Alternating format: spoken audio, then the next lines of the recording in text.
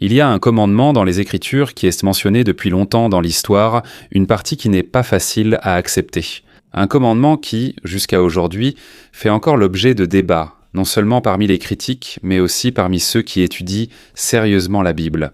Ce n'est pas un simple commandement pour gagner une bataille, ni seulement pour chasser l'ennemi. C'est encore plus grave que cela, un commandement comme celui-ci.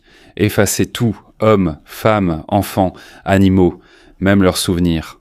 Le nom de ce pays est Amalek, et tout de suite la question se pose. Comment un Dieu juste peut-il ordonner cela ? Quel genre de personne a pu faire quelque chose d'aussi grave ? Et plus important encore, quelles sont les parties de cette histoire qui ne sont souvent pas expliquées ?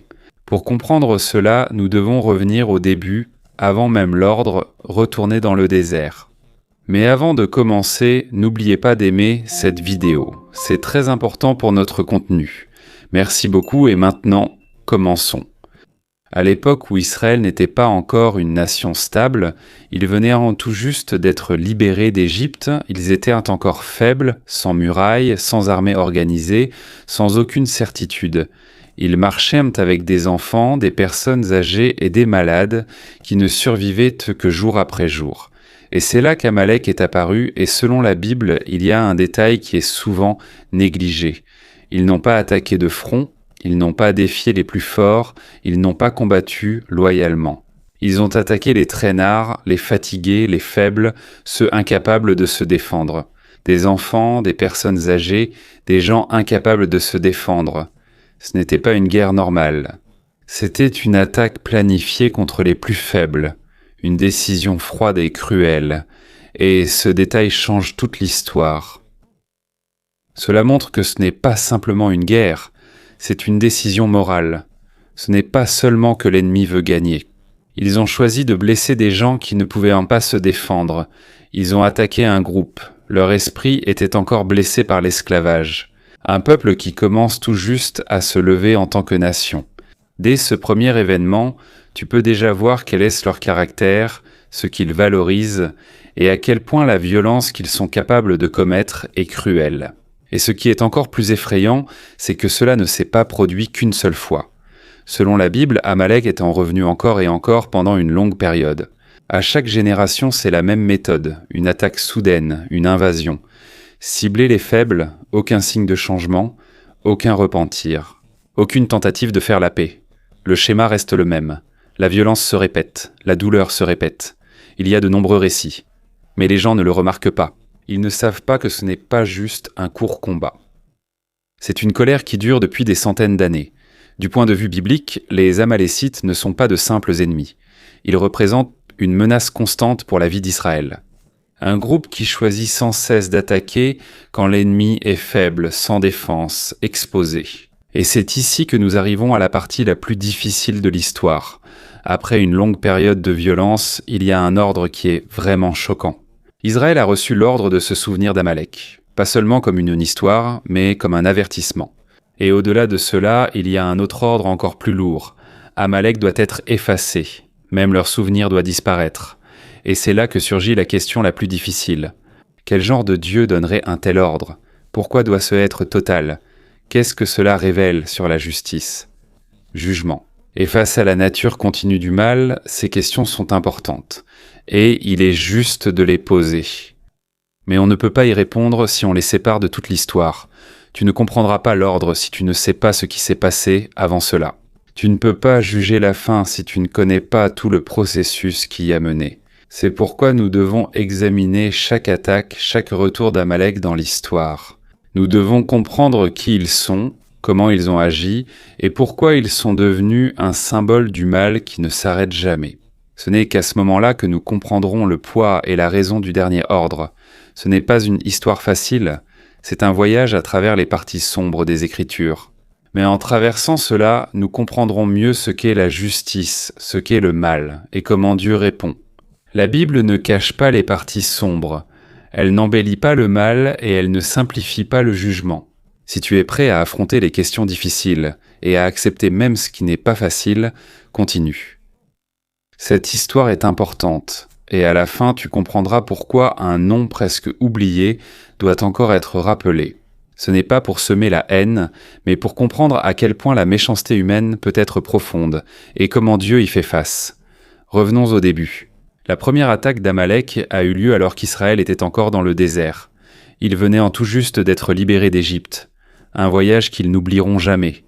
Ils ont vu la mer se fendre, ils ont traversé sur la terre ferme, et ils ont vu comment l'armée d'Égypte a été détruite. Ce n'est pas qu'une histoire, c'est un souvenir encore frais, mais la situation a vite changé. La joie a été remplacée par la réalité. Le désert est difficile, il manque de nourriture, il manque d'eau, la chaleur est intense pendant la journée, le froid est intense la nuit, et peu à peu la fatigue s'est accumulée. Les gens ont commencé à se plaindre, ils ont douté, ils ont remis en question Moïse.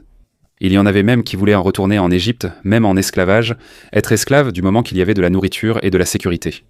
Et c'est précisément à ce moment-là, alors qu'ils étaient pas mal faibles, qu'Amalek est arrivé. Et leur façon d'attaquer avait une signification. Ils n'ont pas attaqué les plus forts, ils n'ont pas combattu loyalement, ils ont ciblé les plus faibles, ceux qui étaient fondant fatigués, ceux qui traînaient en derrière, les personnes âgées, les enfants, ceux qui n'avaient pas la capacité de se défendre. Ce n'était pas un combat honorable, ce n'était pas une guerre loyale, ils auraient pu affronter Israël en face, mais ils ont choisi autrement. Ils ont attendu que le peuple soit fatigué, qu'il ait faim, qu'il soit exposé et sans défense. Et c'est là qu'ils ont attaqué, ceux qui ne pouvaient pas se défendre. Cela montre qui ils sont vraiment. Ils n'ont pas cherché à se battre contre un égal, ils cherchent là où ils peuvent blesser les plus faibles.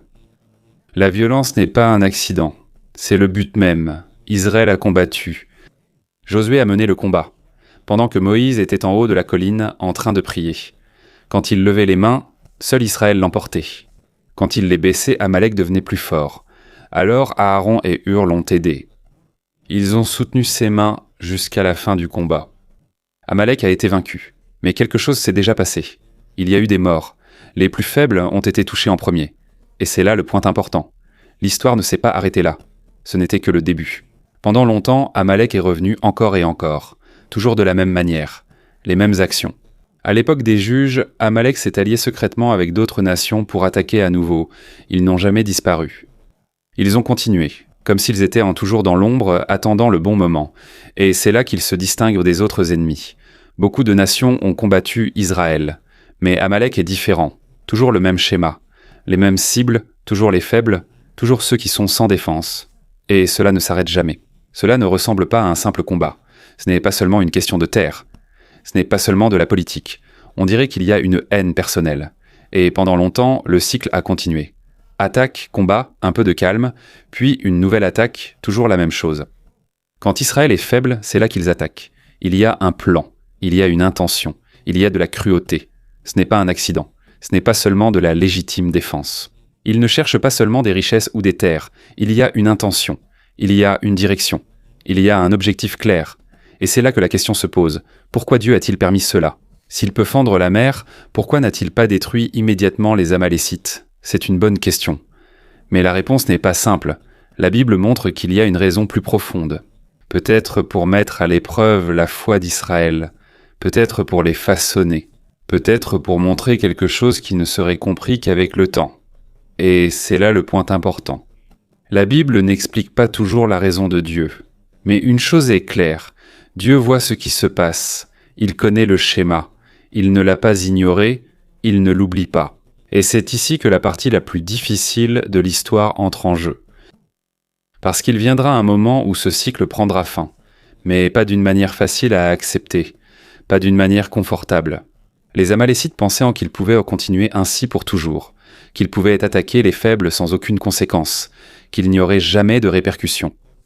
Mais ils n'ont pas compris que tout a une limite, ils n'ont pas vu que Dieu voit l'injustice et les oppressions répétées. Avec le temps, il y a un prix à payer. La partie suivante va nous obliger à affronter des questions difficiles, concernant la justice. Et la miséricorde, l'histoire devient de plus en plus sombre avant de s'éclaircir. Et pour comprendre cela, nous devons voir tout ce qui s'est passé avant. C'est ici que tout change. Cela s'est passé à l'époque du roi Saül, le premier roi d'Israël. En apparence, il était impressionnant. Grand, fort, charismatique, choisi par Dieu, oint comme roi. Élevé de l'ordinaire au pouvoir. Mais il y avait un problème, il avait une faiblesse, et les Écritures ne l'ont pas caché. On a montré sa peur, ses doutes, et sa tendance à n'obéir que lorsque cela correspondait à sa propre volonté. Un ordre clair lui a été donné, qui est écrit dans le livre de Samuel. Il devait combattre les Amalécites, mais ce n'était pas une guerre ordinaire, ce n'était pas une question de terre, ce n'était pas une question de politique, c'était un ordre de Dieu, et l'ordre était clair, destruction totale, ne rien laisser, ne rien épargner, ne rien prendre, aucun animal, aucun bien, rien du tout. Les mots étaient directs, sans adoucissement, sans explication pour atténuer. Total, final, et sans compromis, tel était l'ordre, un ordre difficile à accepter. Tel était l'ordre, qu'il fallait comprendre. Saül a combattu, et il a gagné. Les Amalécites ont été vaincus. Une victoire claire. En apparence, l'ordre a été accompli. Mais c'est ici que l'histoire a changé. Il n'a pas obéi complètement. Il a laissé en vie le roi des Amalécites. Il a gardé les plus beaux animaux. Il a pris les choses qui pour lui avaient de la valeur. Les Écritures sont claires à ce sujet. Saül a détruit ce qu'il considérait comme sans valeur, mais il a épargné ce qu'il trouvait beau. Même si l'ordre était clair, tout devait être détruit. Pourquoi ? Le texte ne le dit pas directement, mais on peut supposer certaines choses. Peut-être a-t-il vu un avantage, peut-être en avait-il envie. Peut-être voulait-il un trophée, peut-être pensait-il qu'il améliorait l'ordre de Dieu, ou peut-être croyait-il qu'une obéissance partielle suffisait. Mais non, ce n'est pas de l'obéissance. Le prophète Samuel l'a interpellé, et ses paroles étaient lourdes de sens. Saül n'a pas obéi à Dieu, et cela a des conséquences. Samuel a expliqué que l'obéissance ne se mesure pas aux intentions, ni à l'apparence, ni aux résultats, mais à la soumission. C'est là que tout a changé. Par Samuel que ce qu'a fait Saül n'était pas simplement une erreur, c'était un refus. Et en rejetant la parole de Dieu, il a rejeté Dieu comme roi. C'est pourquoi il perdra le royaume. Il sera donné à un autre, à quelqu'un qui obéira vraiment. C'est ici que la chute de Saül a commencé. Peu à peu, il a perdu sa paix. Il a perdu la clarté d'esprit. Il est devenu confus. Il est devenu méfiant. Il est devenu violent. Il s'est accroché au pouvoir, un pouvoir qui lui avait été retiré depuis longtemps. Une seule décision, mais elle a résonné dans toute sa vie. Et tout ce qui a suivi en a été affecté. Et c'est aussi lié à l'histoire des Amalécites. Ce n'est pas seulement un nom dans une vieille guerre. Ce n'est pas simplement un ennemi. Dans la Bible, les Amalécites sont décrits comme un groupe entier de personnes ayant un même schéma, une attitude façonnée par une cruauté répétée. Les Amalécites ne sont pas connus pour leur culture, ni pour leurs bâtiments, ni pour leurs réalisations, mais à cause de quelque chose de plus sombre. Ils ont choisi de s'en prendre aux faibles. La Bible est claire à ce sujet. Ils n'ont pas affronté Israël de face. Ils ne se sont pas battus loyalement. Ils attaquaient de par derrière, ils visaient comment les fatigués, les malades, ceux qui traînaient en à l'arrière, ceux qui ne pouvaient pas se défendre. Ce n'est pas arrivé qu'une seule fois. C'est devenu leur habitude, c'est devenu leur identité. Dans la tradition juive, il y a une explication à cela. Selon cela, les Amalécites n'ont pas attaqué parce qu'ils en avaient besoin. Pas pour la terre, pas pour la nourriture, pas parce qu'ils manquèrent de quelque chose. Leur attaque avait une signification. C'est comme un message disant qu'ils n'ont pas peur du Dieu d'Israël. C'est comme s'ils disaient que seule la force compte, qu'on peut opprimer les faibles, sans conséquence, qu'on peut désobéir à Dieu sans qu'il ne se passe rien. Même si tous les détails de cette explication, qu'ils soient vrais ou non, une chose est claire dans la Bible. Les Amalécites n'étaient pas désespérés. Ce n'était pas une colère soudaine, ils l'ont choisi. Et ils ont répété cela année après année, génération après génération, sans aucun remords, sans changement, sans arrêt. C'est ici que nous comprenons mieux pourquoi le jugement a été si sévère. Ils n'étaient pas simplement des ennemis, ce n'était pas juste une menace temporaire. Le mal était déjà devenu une partie de leur être. Ils ont eu assez de temps pour changer. Mais ils ne l'ont pas choisi. Et c'est la raison pour laquelle les conséquences ont été aussi lourdes. Un peuple, qui a reçu de nombreux avertissements.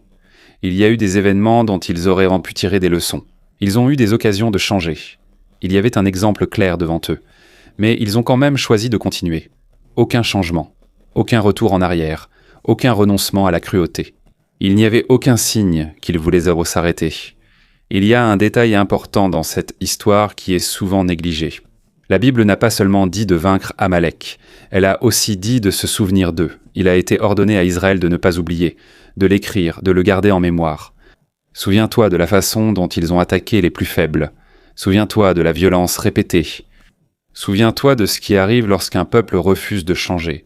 Ce n'est pas simplement une question de guerre, c'est plus profond que ça. Il s'agit de mémoire, d'enseignement. En rappelant à la prochaine génération que l'histoire n'est pas qu'un simple récit. Chaque décision a ses conséquences. Lorsque le mal est choisi et devient même une identité, le temps de rendre des comptes viendra. Un peuple qui choisit la cruauté et refuse de l'abandonner devra un jour en payer le prix. C'est là que l'histoire devient lourde. C'est vrai, mais ce n'est pas confortable. C'est dans la Bible, mais c'est difficile à accepter. Cela remet en question notre vision actuelle de la miséricorde, du pardon et de l'acceptation. Cela montre aussi qu'il y a des limites. Il y a un moment où parler ne suffit plus. Se réconcilier ne suffit plus.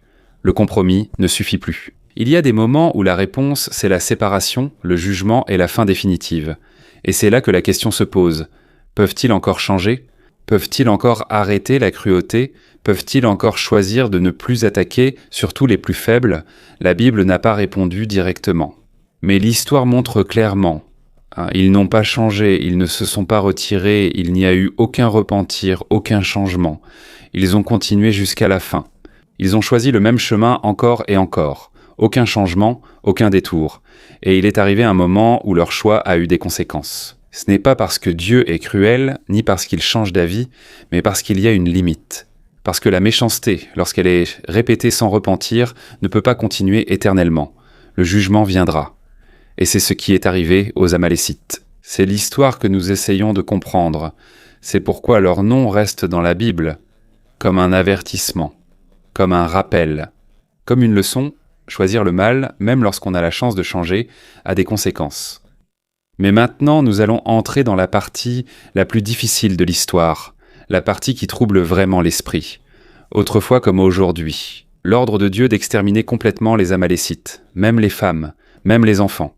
C'est la partie où l'on se pose des questions, sur la miséricorde, sur la justice, sur le jugement de Dieu. Soyons honnêtes, il est difficile d'accepter cet ordre, il était normal de se sentir accablé. Il est juste de poser des questions. Comment un Dieu juste et miséricordieux peut-il donner un tel ordre ? La Bible ne cache pas la gravité de cela. Elle ne minimise pas le problème. Elle le place directement devant nous. Et elle nous met au défi de l'affronter honnêtement. D'abord, nous devons comprendre ce que le texte dit vraiment. Dieu a ordonné à Saül de combattre les Amalécites. L'ordre était clair, ne rien laisser, ne rien épargner. Hommes, femmes, enfants, bébés, animal, tous, pas de symbole, pas de détour. Les mots sont directs. Et c'est là que la question inévitable se pose. Pourquoi l'ordre est-il aussi sévère ? Quelle est la raison d'un tel jugement ? Ici, il faut faire preuve de prudence dans la compréhension. On ne peut pas se précipiter. On ne peut pas agir à la légère. Il faut avancer lentement et honnêtement. La Bible elle-même donne des clés pour comprendre cela. D'abord, l'histoire. Les Amalécites n'étaient pas simplement des ennemis occasionnels. Pendant de nombreuses années, ils revenaient, encore et c'était toujours de la même manière. Ils attaquaient quand Israël était faible. Ils choisissaient mais ceux qui ne pouvaient non pas se défendre. Les enfants, les personnes âgées, ceux qui ne pouvaient trop pas se protéger eux-mêmes. Ce n'était pas une seule fois. Ce n'était pas un accident. C'est une décision répétée, une violence continue contre les faibles. Deuxièmement, il y a ce qui est en jeu. Dans les temps anciens, la survie d'un peuple dépendait de sa capacité à éliminer la menace, contrairement à aujourd'hui où il y a des accords, des discussions et la paix. Autrefois, si tu avais un ennemi et que tu ne l'éliminais pas, il reviendrait. Si tu le laissais, il deviendrait plus fort à nouveau. Si tu le laissais vivre, il attaquerait encore. Du point de vue historique, la Bible montre que les Amalécites ne choisiront jamais la paix. Si on ne les arrête pas, ce sont eux qui détruiront Israël. Il n'y a pas de juste milieu. Pas de compromis, pas de neutralité. Troisièmement, le plus difficile de tout, ce sont les enfants. Il faut le dire clairement. La Bible ne minimise pas l'importance des enfants. En réalité, ils sont très précieux. La Bible accorde une grande valeur aux plus faibles, surtout aux enfants, et le prend très au sérieux. Après de nombreuses années, Jésus a même dit que faire du mal à un enfant est un péché très grave. Il vaudrait mieux ne jamais être né que de faire cela. Et à cause de cela, il devient encore plus difficile d'accepter cet ordre. Et en réalité, la Bible n'allège pas non plus ce fardeau. Elle n'en cache pas la gravité. Elle nous permet de le ressentir, de l'affronter, d'y réfléchir sincèrement. En vérité, le texte n'apporte pas de réponse facile. Il n'y a pas d'explication confortable. Cela nous oblige à affronter des possibilités difficiles. Dieu a peut-être vu que la seule façon de mettre fin à la menace était de l'éliminer complètement. Il savait peut-être que même s'il en restait, la même colère et la même violence continueraient. Il se peut que le mal soit tellement enraciné dans la culture des Amalécites qu'il ne puisse plus être séparé des générations futures. Cela n'enlève rien à la gravité de la situation. Cela ne rend pas les choses plus faciles à accepter. Mais cela nous aide à voir le tableau dans son ensemble. Il y a aussi un autre élément important concernant l'époque à laquelle cela s'est produit. Dans l'Antiquité, ce genre de destruction n'était pas rare. C'était courant, cruel, violent, mais normal à l'époque. C'est ainsi que cela se passait. La conquête signifiait l'effacement de villages entiers, l'anéantissement de villes entières. Quand l'ordre était donné, on utilisait les méthodes que les gens comprenaient à cette époque. Cela ne rend pas l'histoire plus légère. Cela ne la rend pas plus belle, mais cela montre que ce n'était pas une cruauté exceptionnelle à cette époque. C'est une réponse extrême à un problème extrême. Mais il y a quelque chose de plus profond que cela. La Bible ne présente pas Dieu comme quelqu'un qui évite les décisions difficiles. Elle le présente comme un Dieu juste. Et parfois la justice exige une confrontation extrême. Elle a besoin de limites claires. Elle a besoin d'un jugement. Pas parce qu'on souhaite la destruction, mais parce qu'il faut arrêter le mal qui refuse de s'arrêter. Imagine cela, un groupe qui, pendant de nombreuses années, choisit de faire du mal, sans aucun repentir, sans aucun changement. Sans arrêt, encore et ça continue, jusqu'à ce qu'il n'y ait plus personne pour les arrêter. Maintenant, imagine ceci. Tu as le pouvoir de briser un cycle de souffrance. Et tu sais que si tu n'agis pas pleinement, cela continuera pour toujours. Que feras-tu ? Selon la Bible, c'est exactement la situation d'Amalek. Dieu a choisi de mettre fin à la menace, pas par plaisir, pas par cruauté, mais parce que ce serait pire autrement. Sinon, la souffrance continuerait sans fin. Sinon, le mal ne s'arrêterait jamais. Il est également important de comprendre que la Bible enseigne le pardon. Elle enseigne la miséricorde. Elle montre que le changement est possible. Ce n'est pas une chose insignifiante. C'est le cœur du message de la Bible. Mais il y a une autre vérité que nous refusons souvent d'affronter.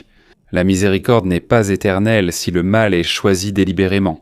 Et à plusieurs reprises, tout le monde n'accepte pas le pardon. Tout le monde ne change pas même s'il y a de la miséricorde. Il y a des personnes et parfois des groupes entiers qui choisissent le mal et continuent de le choisir. Même si on leur donne plusieurs fois des occasions. La Bible montre clairement qu'il viendra un moment où la patience prendra fin. Lorsqu'il n'y a pas de repentir, pas de changement, lorsque la méchanceté fait partie de la nature même, la miséricorde prend fin et le jugement commence. Amalek a eu du temps, beaucoup de temps, plusieurs générations, beaucoup d'occasions, beaucoup d'avertissements. Mais rien n'a changé. C'est resté pareil, la cruauté a continué. Des attaques répétées contre les faibles. Ils ont choisi la violence, encore, et Amalek ne s'est pas retiré. Il ne s'est pas arrêté. Il n'a pas changé. Aucun repentir. Ils n'ont pas abandonné leur chemin. Et il est arrivé un moment où la miséricorde ne suffisait plus. Le temps du jugement est venu. C'est la partie de l'histoire qui nous trouble le plus. Nous vivons à une époque que nous voulons voir se terminer. Nous voulons croire que tout peut être résolu par le dialogue, la compréhension, l'empathie. Nous voulons penser que tout le monde peut changer s'il a suffisamment de temps. Nous voulons croire que la miséricorde l'emporte toujours. Et dans de nombreux cas, c'est vrai. Mais la Bible n'embellit pas la réalité. Elle dit que ce n'est pas toujours le cas. Parfois, il y a des gens qui choisissent le mal. Parfois, ils le choisissent encore. Parfois, ils rejettent toutes les occasions de changer. Et dans ce genre de situation, la justice n'est pas de la cruauté. C'est une mesure préventive. Cela ne vient pas de la colère, mais d'un besoin.